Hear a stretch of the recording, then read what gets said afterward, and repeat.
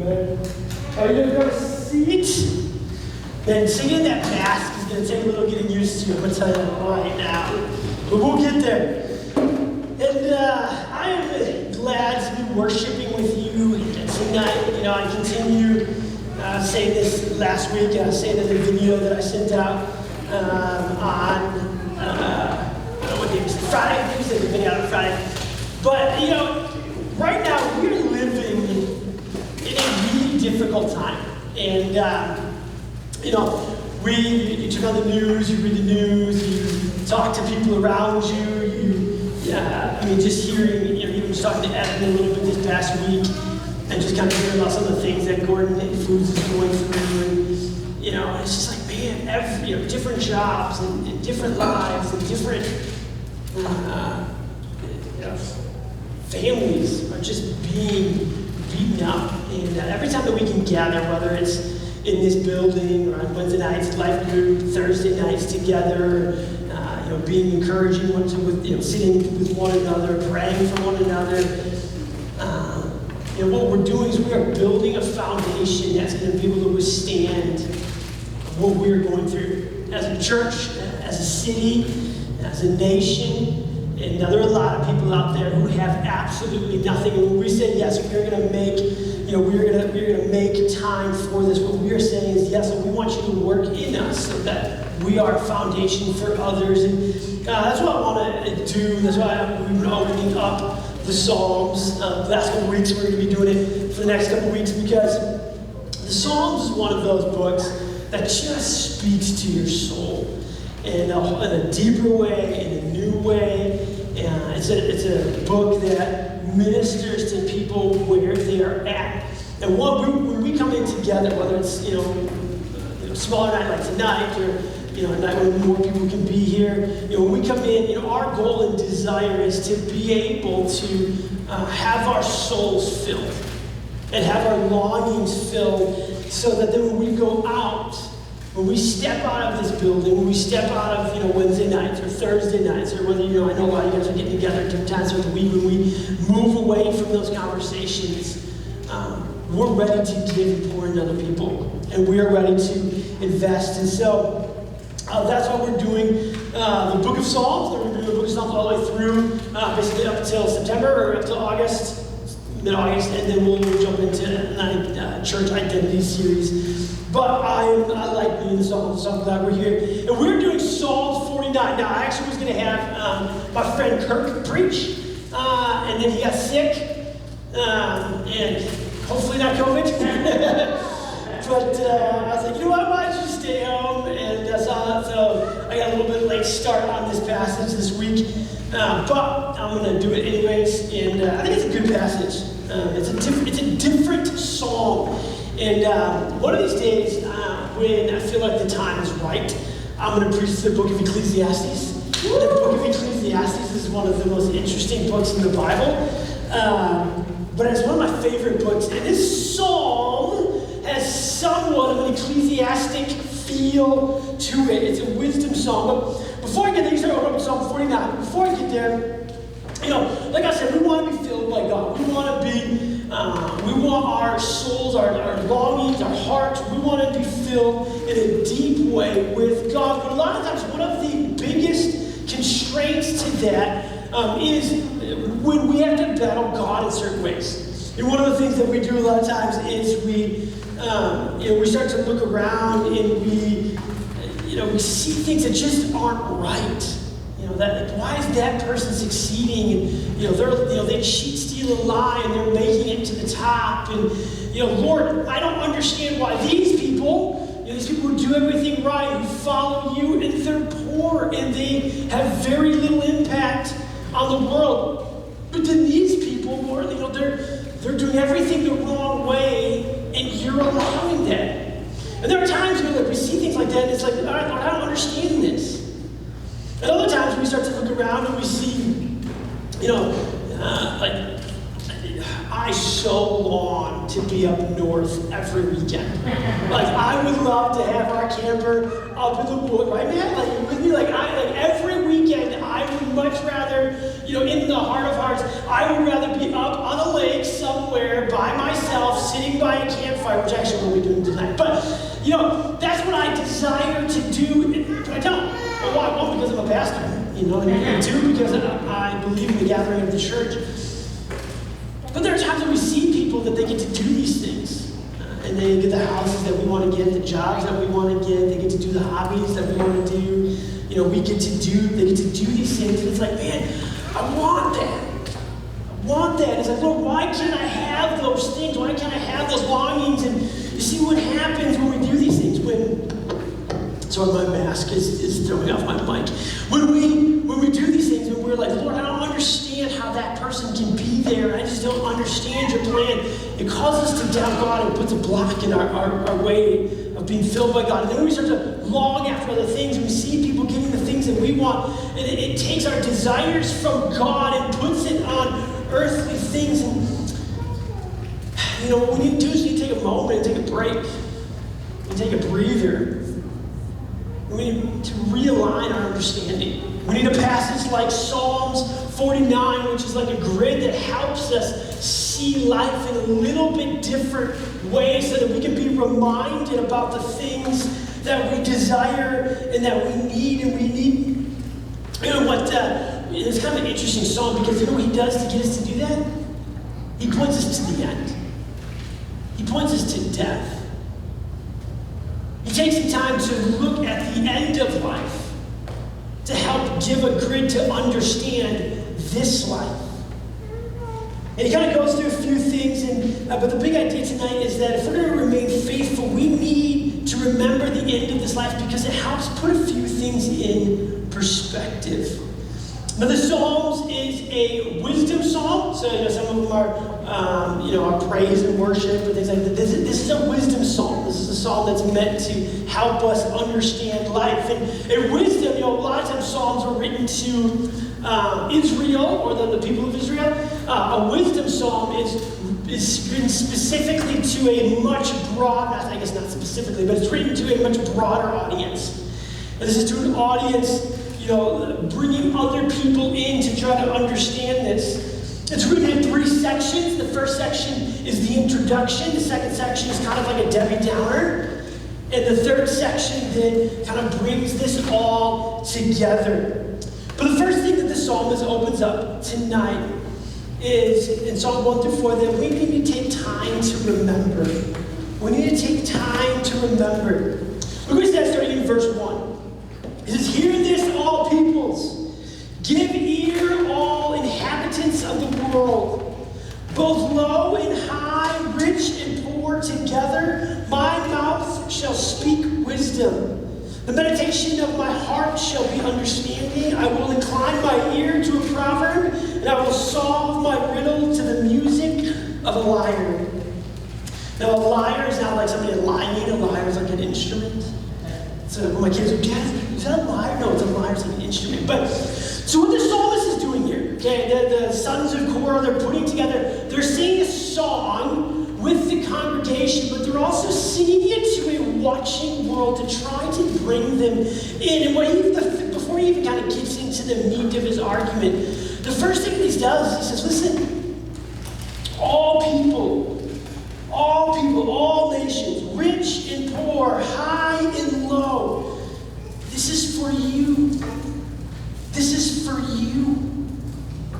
This is my mouth shall speak wisdom. And it's not saying that this is just going to be some pithy statement, but this is something that we're meant to take to heart, to use. I'm not just giving you, some whatever, YOLO. That's not what I'm giving you. What I'm giving you, thank you for that laugh, I appreciate that. What I'm giving you is something that needs to go much deeper than that. And he's setting up this passage, but he's basically what he's doing is saying, listen, you need to take time to remember these things. You need to take time to think through these things. And so often, a lot of these moments in our life where we start to see some of these injustices, these people who, are like, Lord, how is that person in power? How's that person succeeding? And we see that, but we don't ever take time to really process and fit it into our understanding of God and God's Word. Or we start to see all the things that we desire in this life that we can't have for different reasons, and we start to get bitter, but instead of trying to understand why we can't have all of those things, we just kind of let it go and let it stew. What the psalmist is saying is, listen, take a little bit of time. I'm about to give you some wisdom. But not only that, but he says that I will incline my ear to a proverb. I will solve my riddle to the music of a lyre. What it says, listen, I'm going to give you this proverb, and it's going to help you solve this like a riddle. What I'm giving you is helping you. Like, I hate Rubik's Cubes. Like, I don't understand how people do those. Do you do Rubik's Cubes? I can never figure that, but it's like getting the cheat code to a Rubik's Cube. I'm going to give you this. And I think, even as the psalmist is opening up, and something I think that would be really applicable to us today is that we do need to take time where we just step back. We say, Lord, I need to think through these things. I need to process this. And he's going to be talking through, death and the coming end to help put perspective on this life. But he starts out with this idea that we just need to pause and slow down.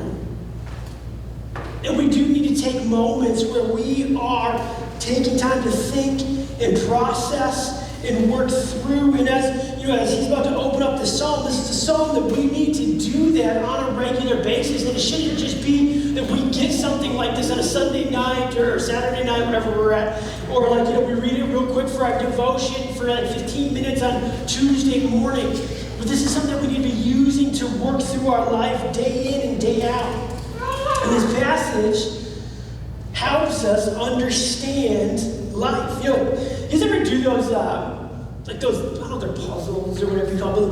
They'll have writing, but then they have the red stuff over them. You know what I'm talking about? And then you need to put on the red glasses and everything becomes clear. You ever do those? Anybody? Jack, come on, you got it. You got it. You know what I'm talking about? A lot of times we do the bag of cereal boxes, and it would be almost like an old school RQ code, but before they had RQ codes. And you put on the glasses, and all of a sudden you can see something through it or underneath it. It's like, oh yeah, that makes you that. I used to do this all the time. That's what this passage is. It's something where it helps you put this on, and you start to understand life in a little bit different way. And the psalmist is saying, listen, before we ever get to the argument of what I'm about to make, you need to understand you need to take some time. You need to take some time to remember. But then the first thing that he says we need to take time to remember is that we need to remember the end. We need to remember the end. The end is coming. Look what it says in verse 5. Or starting in verse 5. So why should I fear in times of trouble? When the iniquity of those who cheat me surround me, those who trust in their wealth and boast of the abundance of their riches? Truly no man can ransom another or give to God the price of his life. For the ransom of those or of their life is costly and can never suffice. That he should live on forever and never see the pit. For he sees that even the wise die, and the fool and the stupid alike must perish, and leave their wealth to others. Their graves are their homes forever, their dwelling places to all generations. Though they called lands by their own names, man in his pomp will not remain. He is like the beast that perish. So that's the first stanza. And you look at that stanza, and it's a little bit like, man, it's kind of morbid. Or it's kind of depressing. When you start to read through that, and there's very little there, but what he's trying to do, what the psalmist is trying to do, is he's trying to take our eyes off of this life and put it on what is coming. He's trying to show that at some point in everybody's life, the playing field will be completely leveled. And in death. It says that, why should I fear in times of trouble when the iniquity of those who cheat me surround me? What the psalmist is saying is, when he looks around and he starts to see different people in power, whether by their riches or other things that are put them in power over him, and they are causing iniquity or problems in his life that he really has no ability to control.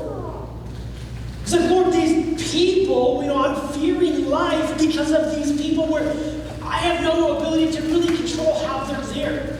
The power and authority they have over my life, I don't really have, I can't change that. And to be honest, sometimes I feel that way.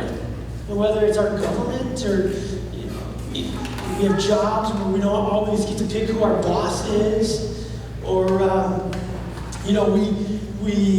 it's different times, like there are moments where people just have a place, a position of authority over us, and say, Lord, how do we navigate through this?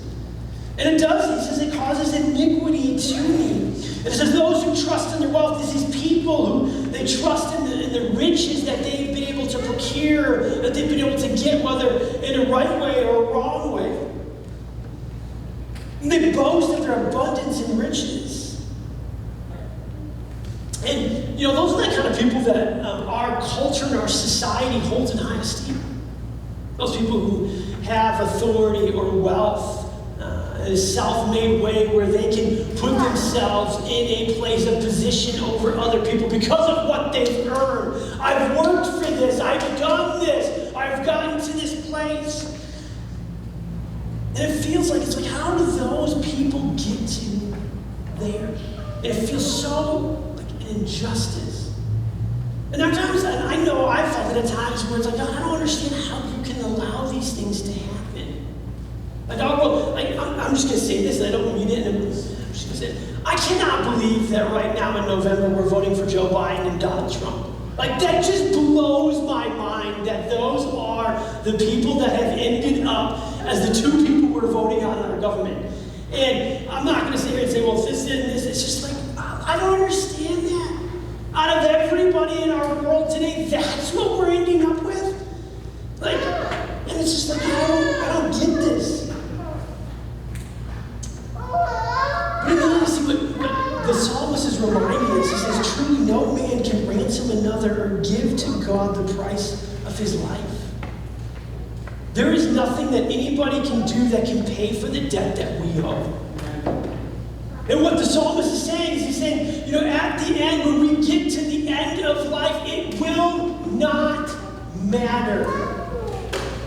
It will not matter. He says, truly no man can ransom or give to God the life, for the ransom of their life is costly. And what he's talking about there is not just the cost in money, but God created us perfect. God created Adam and Eve perfect.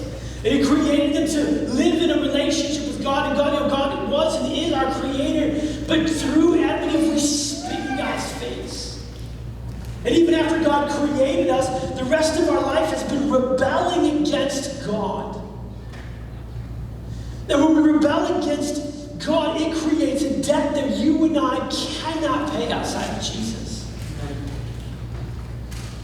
And what the psalmist is reminding us is when we get to the end of this life, it doesn't matter what people have done. We will pay what we are owed. What we owe. In the end, it doesn't matter the power and authority that we've accumulated in this life. It doesn't matter how much we've done here or there. In the end, we all have to stand before the judgment seat of God. It says, verses 10 says, for even the wise die, and the fool and stupid alike perish. They leave their wealth to ever. They give their graves or their homes, wherever. We see here, he's talking about this section, as we work so hard at building our home, our earthly home. We want this house. And I like a good home. I work hard at it to try to make it nice. I want this kind of house. I want this, or I want that. And I'm going to build this. But ultimately, that house is going to be left to somebody else. Ultimately, I'm going to die, and that's not going to be even mine anymore. In the grand scheme of things, I'm going to spend much more time in the grave than in my home. He said that the grave is going to be our homes forever. You see, what the psalmist is trying to do is he's trying to say, listen, this life is just a short amount of time. And what we do in this life to build up wealth, what we do in this life to build up prestige, what we do in this life to get things or get that, and then it's just going to be left here. And if you look at what we can accumulate in our short amount of time versus the amount of our time in eternity, this is just like I one time had a guy who's a preacher, I remember Louis Giglio did this once. He said, take a little black line and, wrap it around the whole building and just keep going. Maybe like a 2-inch line and just keep going nonstop, all the way around the building, all the way up. And that would be a small sample of eternity. If that's the timeline, just this line going all like this. And you take just a little speck of sand and you put that little speck of sand on that line, that doesn't even come close to showing how little this life is in comparison to eternity. In comparison to our life after death. And see what the psalmist is trying to do is just point us, listen, we're going to come to the end. This life is going to end, and everything that we've accumulated in this life will not matter. And ultimately, the people who we feel like, man, I don't understand how you're in power, they're going to have to stand before God themselves.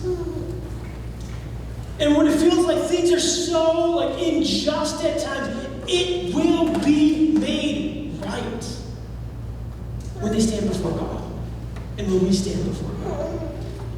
And so often we get bent out of shape and we can't fully understand what's going on in this world because we only look at it from an earthly, worldly perspective.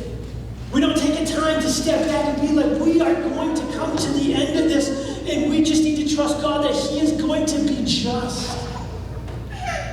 And there are times that we need to step back and remember this life from the end. I'm only here for a short amount of time.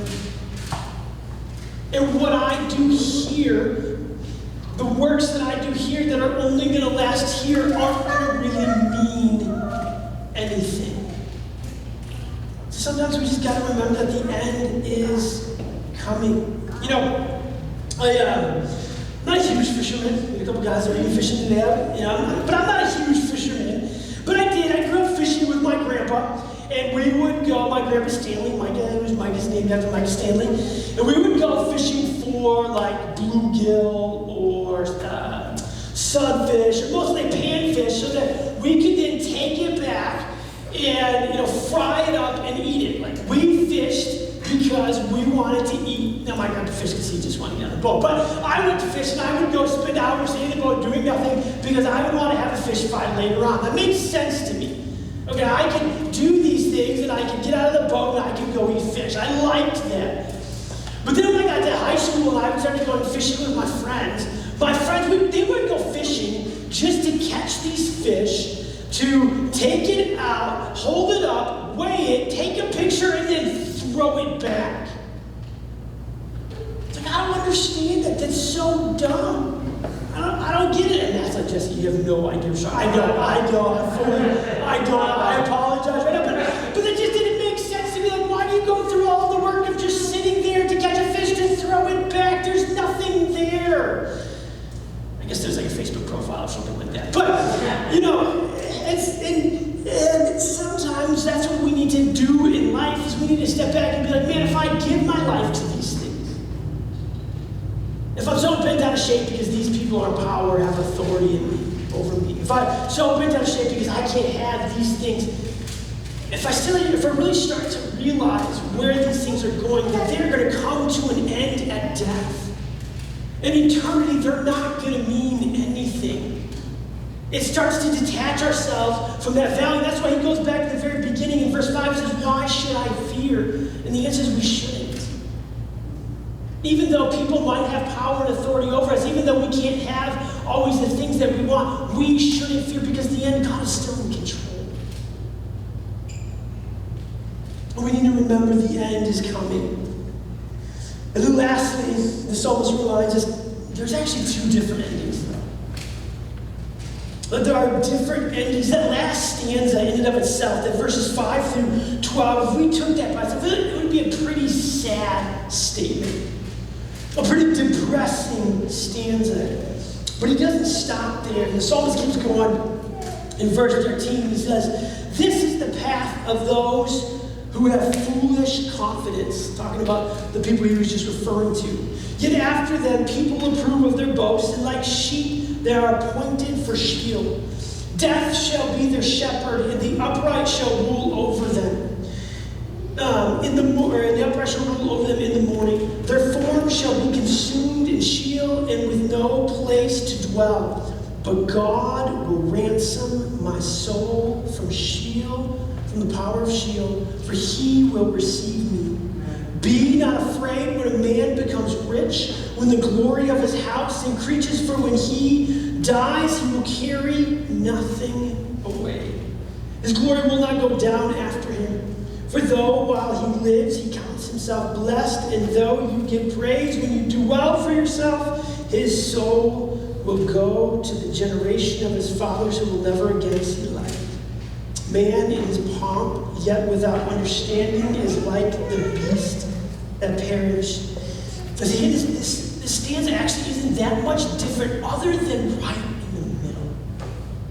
For just a moment, the psalmist takes the eyes off of the world around him and puts it on God. He starts out yet again and he says, in verse 13, that showing that what we just talked about is the path for those who have foolish confidence, those who have confidence in their wealth and the things they've accumulated in their homes and their jobs and their things, that path going down that way is a foolish path. In fact, it says they're like sheep that are appointed for Sheol. Death is their shepherd. When we walk down that path of working and doing the things of this world that only gain us an inheritance in this life, we are being led by the shepherd of death. And I'll tell you what, there are moments in my life where I really long for the things of this world. I really long to be satisfied by this or by that, or I want to do this, I want to do that. There have been seasons of my life where I have given myself over to those things more so. And you know what happens? Those have been some of the most depressing times of my life. Because we're being led in those moments by the shepherd of death, according to the psalm. By the shepherd of death, and we walk down that path, and he's continually just pointing to that path again and again. Listen, those are the people, they are going to stand before God, and they're going to die just like everybody else. And in fact, what their path is leading to is a path of death. And he's reminding us that because he wants to turn our hearts back to God. And in verse 15,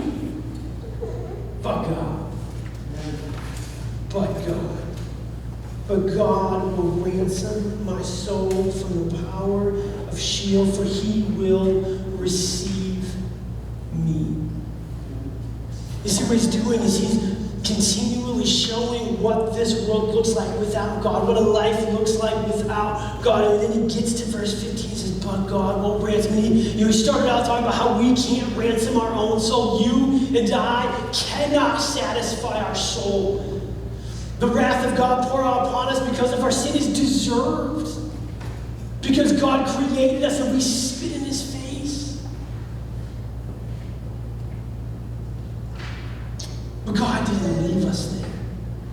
In fact, verse 15 is one of the clearest pictures of Jesus because even at this moment, they didn't fully understand how God was going to ransom them from their sins. They just understood that they needed to and that he was going to do it. And that ultimate fulfillment took place in the person of Jesus when Christ came and died on the cross for our sins. When Christ took our place on that cross, what he was doing was he was paying our ransom from death.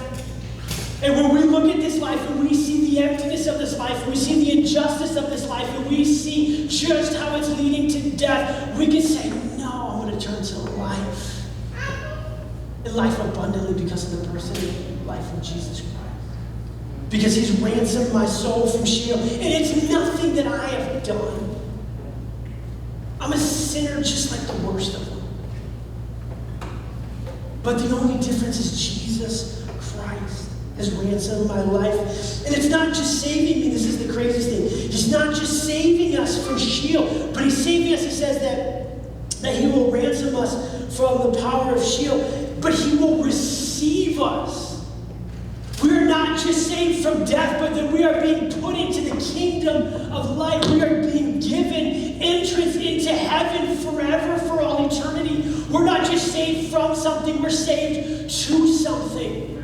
The greatest longing and desire is found in the person of God. And when we end this life and get to heaven, that's going to be there forever and ever. Amen. And then he goes into verse 16 and says, but be not afraid. Be not afraid. And just like he started out verse 5, why should we be afraid? It's a much more confident statement now. He said, be not afraid when man becomes rich and when the glory of his house increases. For when he dies, it will be carried away, or nothing will be carried away, for his glory will not go down after him. Listen, when you feel this pain and the brokenness of this world, when you don't fully understand, you don't need to be afraid. Because ultimately, we are going to meet God, and God is going to ransom us through the death and resurrection of Jesus, and we don't have to fear the injustices of this life. When we can't have what we want, and the desires that we want, and the things of this world, when we can't have it, it really doesn't matter, because God is going to fill us fully. What we're doing is we're not trying to get it here, but we're waiting for heaven. We're putting all of our chips in one place. And because of that, we don't have to fear. And we look around us and we're like, man, how is that person there? God, I don't understand why that is happening there. God, I don't understand why I can't have those things. We can take a step back and be like, you know what? God is coming back. The end is coming. And we are going to stand before the throne, and God is going to make everything right. And the only thing that's going to keep us, between us and Sheol, is the person of Jesus Christ. And because of that, we can stand in confidence. And even as the psalmist closes this, it says, man in his pomp yet withers away, or withers yet without understanding, is like the beasts that perish. You know, in that moment we read that passage, and it's kind of sad, and we do mourn and wonder why. But it shows us the emptiness of this life, too. And the psalmist puts it there as a closing statement so that we do take a time and a moment where we reflect upon the emptiness. We reflect upon where we end up. Why? So that then when we understand the death and resurrection of Jesus, when we understand the power that Jesus brings, and we compare it in contrast to where we would end up without that, oh, it's so much greater. It's so much greater. So we need times like this.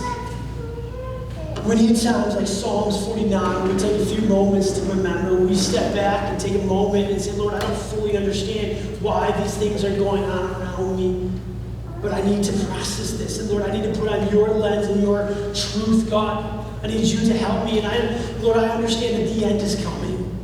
And that at the end, you are going to make all things right. And it doesn't matter what happens here and now, that God, your justice and your mercy is going to come down. And in one sense, that's a sad state, because the state of man is a very sad place. But God, even in that, you sent Jesus.